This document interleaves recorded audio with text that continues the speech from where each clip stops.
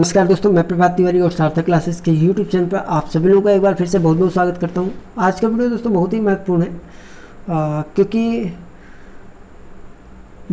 आप में से बहुत सारे लोगों ने अभी हाल ही में सार्थक क्लासेस यूट्यूब चैनल ज्वाइन किया हुआ है। और जो अभ्यर्थी एडवर्टीजमेंट 47 में साथ हैं वो लोग तो जानते हैं, मैंने कई बार एनालिसिस किया हुआ है जो जीके का पार्ट है, किस तरीके से आपको तैयारी करना चाहिए और कौन कौन सी गलतियाँ जो आपको नहीं करनी चाहिए। तो ऐसी कुछ गलतियों की आज मैं बात करूंगा जो आप भी अगर असिस्टेंट प्रोफेसर की तैयारी कर रहे हैं तो आपको उन गलतियों को नहीं दोहराना है।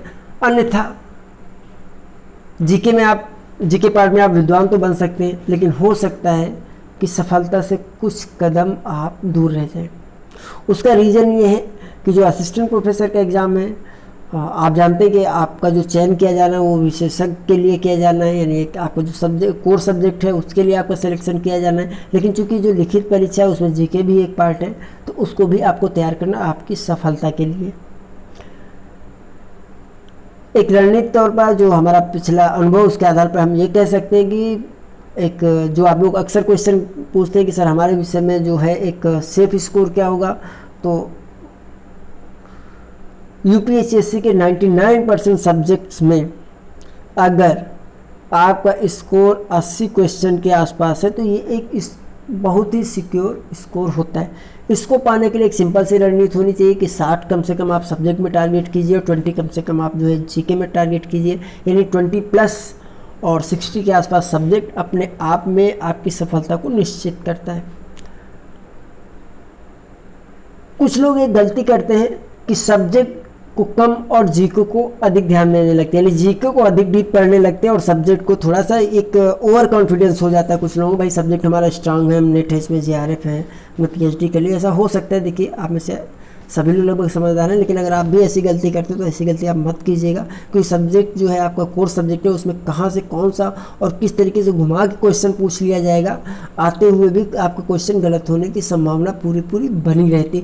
शायद यही रीज़न होगा कि बहुत सारे ऐसे अभ्यर्थी जो 47 में सिलेक्शन नहीं ले पाए। और तो सब्जेक्ट को आपको जितनी आप मेहनत कर सकते हो उतनी मेहनत करनी है, और जितना आप डीप पढ़ सकते हो उतना अधिक आपको डीप पढ़ना है। जीके पेपर में आपको सिविल सर्वेंट की तरह तैयारी नहीं करनी है। देखिए जीके के लिए मैं आपको बता दूं कि जीके के लिए आप सबसे पहले अगर आप जीके तैयार कर रहे हैं तो सबसे पहले आपको 2 काम जरूर कर लेना चाहिए। अगर ये 2 काम आप नहीं करेंगे तो इस बात की पूरी संभावना है कि आपकी जो तैयारी है वो गलत ट्रैक पर जाएगी, और जाएगी नहीं, उसे जाना ही जाना गलत ट्रैक पर है। ये मैं काफ़ी विश्वास के साथ कह सकता हूँ, जो मेरा अपना अनुभव है, जो जितने भी पिछले सफल अभ्यर्थी हैं उनसे मेरी जो बात होती रहती, उसके आधार पर मैं इस तथ्य को जानकारी निश्चित तौर पे कह सकता हूँ। तो 2 काम कौन कौन से आपको करने हैं आप देख लीजिए जीके पार्ट के लिए। सबसे पहले आपको अपना पाठ्यक्रम बहुत ध्यान से देखना है, एक एक टॉपिक को आप देख लीजिए कौन कौन से टॉपिक हैं। दूसरा काम आपको ये करना है कि प्रीवियस ईयर के पेपर ऑलरेडी सार्थक क्लासेस यूट्यूब चैनल में आपको मिल जाएंगे, प्लेलिस्ट में जाके आप चेक कर लीजिएगा। वहाँ पर जो यूपीएससी नाम से प्लेलिस्ट बनी हुई उसमें आपको सभी प्रीवियस ईयर पेपर आसानी से उपलब्ध हो जाएंगे। तो जब आप ये 2 काम कर लेंगे तो आपका एक जो टारगेट है वो बिल्कुल फिक्स हो जाएगा, आपको बिल्कुल सिनेरियो क्लियर हो जाएगा, आपको क्या पढ़ना है, इससे ज़्यादा क्या नहीं पढ़ना। अगर आप ऐसा नहीं करेंगे और सिंपल पढ़ना आप चालू करेंगे, आप सार्थक क्लासेस वीडियो ही देखना चालू करेंगे, तो आप कहेंगे तो भाई क्या पढ़ा रहे हैं, इधर उधर की तो बहुत बच्चों जैसी चीज़ें हैं। बिल्कुल बच्चों जैसी चीज़ें हैं, लेकिन ये बच्चों जैसी चीज़ें जो है इनमें ही लोग रह जाते हैं। इन बच्चों जैसी चीज़ों को तैयार करने के लिए वो सबसे ज़्यादा जीके में समय देने लगते हैं, और जिसने भी ये गलती की सब्जेक्ट में गलती होने की संभावना बढ़ जाएगी, और फिर सब्जेक्ट की कमी को आप जीके से पूरा नहीं कर पाएंगे। सब्जेक्ट को स्ट्रॉन्ग करते हुए आपको जीके को कवर करना है, इसलिए ज़्यादा समय आपको सब्जेक्ट को देना है, लेकिन ऐसा नहीं कि जीके को आपको तैयार नहीं करना है। इसके लिए देखिए हम कुछ प्रश्न ले लेते हैं और आपको दिखाते हैं, इससे आपको एक स्तर पता चलेगा कि किस तरीके के प्रश्न आते हैं। बिल्कुल अगर आपने माइंड बना रखा है कि सिविल सर्वेंट जैसे कि सिविल सर्विसेज के एग्ज़ाम होते हैं उस तरीके की आपको यहाँ पे तैयारी करना है, तो ऐसा नहीं करना, क्योंकि जो सिविल सर्वेंट की तैयारी करते हैं लोग, उनको जीके का पार्ट बहुत डीप पढ़ना होता है, बहुत ही अधिक डीप पढ़ना होता है, और मोटी मोटी किताबों को वो यूज़ करते हैं पढ़ने के लिए, ख़रीदते हैं लोग। संकलित करते हैं, लेकिन यहाँ पर ऐसा नहीं है। मेरे पास देखिए बुक है, तो अब मैं पीडीएफ पे नहीं जाऊँगा, मैं सीधे बुक से ही कुछ क्वेश्चन बताता हूँ। जैसे मेरे पास ये पेपर, अभी पहला पेपर मैंने 12 जुलाई 2019 को असिस्टेंट प्रोफेसर एडवर्टीजमेंट नंबर 47 का ले रखा है। इसमें कुछ प्रश्नों के मैं उदाहरण आपको देता हूँ। जैसे किस वर्ष प्रार्थना समाज की स्थापना हुई थी, ये क्वेश्चन ऐसा है, बहुत सारे एग्जाम में पूछा गया है, आपने अभी तक आपके सामने से कई बार होकर गुजरा होगा। तो और दूसरा है कि प्राचीन भारत में कांची कहाँ था। इसके अतिरिक्त अगर हम कुछ और प्रश्न ले लें तो उससे भी आपको अनुमान लग जाएगा। जो सॉफ्टवेयर इंटरनेट पर वेबसाइटों को खोजता उसे क्या कहते हैं। भाई वेबसाइट खोजता सर्च इंजन कहते हैं। और कंप्यूटर किस पीढ़ी में वैक्यूम ट्यूब तकनीक का प्रयोग होता था। तो सिंपल से आप देख सकते हैं। और थोड़े से क्वेश्चन इसमें से देखिए कि भीमा नदी प्रमुख सहायक नदी है। भीमा नदी किस नदी की प्रमुख सहायक नदी है। भूगोल से क्वेश्चन है, कृष्णा नदी की। और कुछ प्रश्न ले लेते हैं 15 दिसंबर 2018 के प्रश्न पत्र से। इसमें निम्नलिखित राज्यों में किसमें वनों के अंतर्गत सर्वाधिक क्षेत्रफल पाया जाता है। आप सच मानिए ये क्वेश्चन एक नहीं हजारों पेपर मैंने देखा होगा, आप सब लोगों को मालूम होगा, मध्य प्रदेश। तो इस तरह के प्रश्न आने का मतलब यही है। अब ये देखिए भारत के भूगोल से, यहाँ भूगोल बहुत डीप नहीं पूछी जानी है। आपको जो पाठ्यक्रम लिखा है उसमें साफ साफ लिखा हुआ है भारत का सामान्य भूगोल। सामान्य भूगोल में आपको उस तरह क्वेश्चन आएंगे जो बहुत ज़्यादा रिपीट होते रहे विभिन्न परीक्षाओं में। आपको जो IAS PCS की तरह क्वेश्चन डीप नहीं पढ़ना, आपको व्याख्या नहीं करना। मैं आपको बताऊँ कि जब भी मैं नोट्स तैयार करता हूँ तो कभी कभी मुझे बहुत अच्छे से तथ्य मिलते हैं, लगता है कि बहुत अच्छे तथ्य हैं, लेकिन वो तथ्य व्याख्या रूप से लिखने डीप स्टडी के लिए बहुत अच्छे हैं। ऑब्जेक्टिव क्वेश्चन जब मैं सोचता हूँ कि उससे ऑब्जेक्टिव क्वेश्चन बन सकता है नहीं बन सकता, और अगर बन रहा है तो वो कितना डीप है, क्या वो UPSSC के एग्जाम में पूछे जाने का उसका स्तर है। क्योंकि यहाँ पर आपसे सामान्य जानकारी आपको चाहिए। आपको उन्हें UPSSC को आपको GK का जो है विशेषज्ञ नहीं बनाना है, उन्हें आपको सब्जेक्ट का विशेषज्ञ बनाना है। तो उस तरीके के क्वेश्चन पूछ लिए जाते हैं। और जैसे देखिए एक और क्वेश्चन आता है कि निम्नलिखित राज्यों में कौन भारत के लौह अयस्क का बृहत्तम उत्पादक है। तो ये क्वेश्चन आता है निम्नलिखित नगरों में कौन गंगा नदी के दाहिने तट पर स्थित है।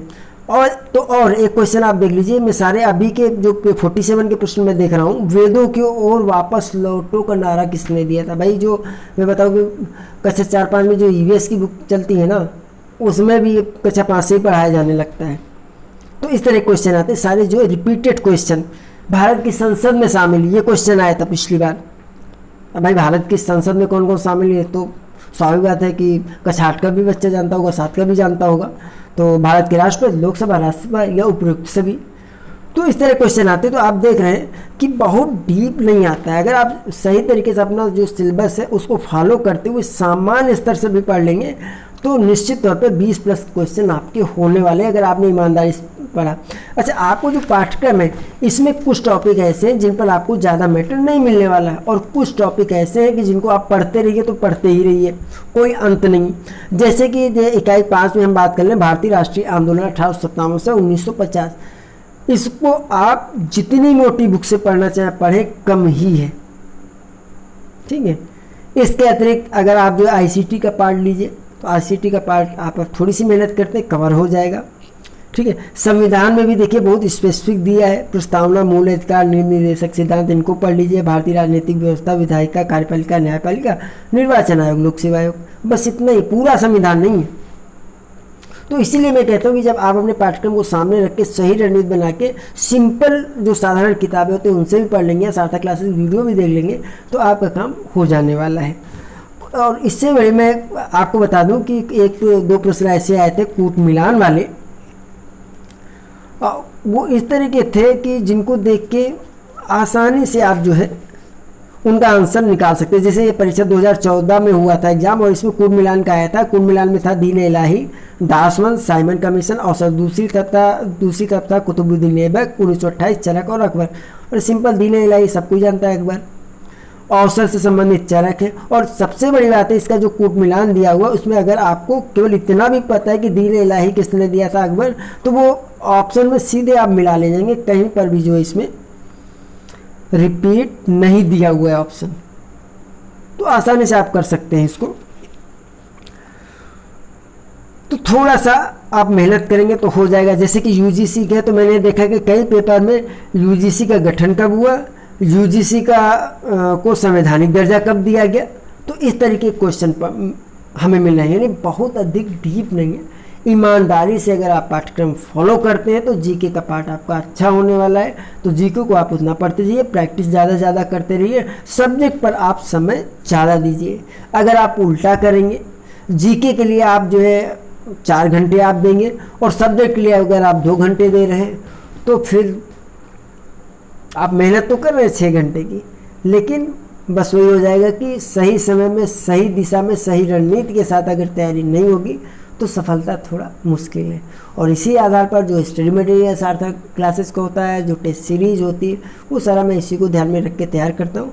शेष आप लोग स्वयं समझदार लोग हैं और मुझे उम्मीद ही नहीं, पूरा विश्वास है कि आप मेरी बातों को आपने समझा होगा। और अगर आप मेरी बात से सहमत हैं तो कमेंट ज़रूर कीजिएगा, और सहमत नहीं हैं तो भी आप कमेंट हमें ज़रूर कीजिएगा, जिससे कि हमें हमारी जो कमियां हैं उनको सुधारने का एक मौका मिल सके। आने वाले समय में स्टडीज संबंधित और भी अधिक वीडियो मैं आप लोगों को उपलब्ध कराने वाला हूं। तो आज के वीडियो में इतना ही। हम आपसे फिर मिलते हैं अगले वीडियो में कुछ नई जानकारी के साथ। तब तक के लिए नमस्कार।